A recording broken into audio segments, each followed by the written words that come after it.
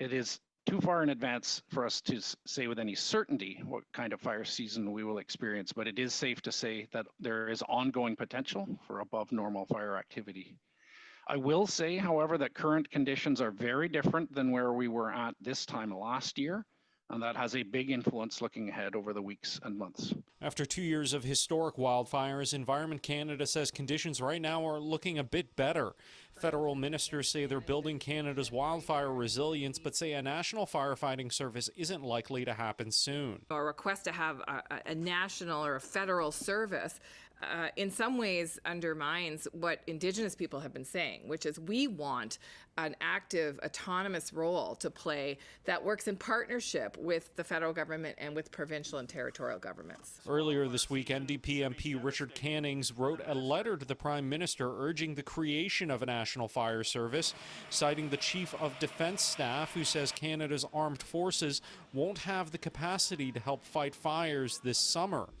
Emergency Preparedness Minister Harjit Sajjan says cabinet's talked about the idea, but says it doesn't make sense to pull away resources that are being used to train new firefighters or support existing services right now. Most importantly, right now, the most effective resource is training firefighters and getting them into the fight against wildfires. 70% of firefighters are currently volunteers, and there are 37,000 less firefighters than there were in the 2016 devastating wildfire season that destroyed much of Fort Mac. Laura Sullivan disagrees. She's part of Last Generation Canada, a protest group who have made a national fire service one of their core demands. Sullivan says Canada was wildly underprepared last year, highlighted by Canada's reliance on international firefighters that season, and severe blazes could still be sparked.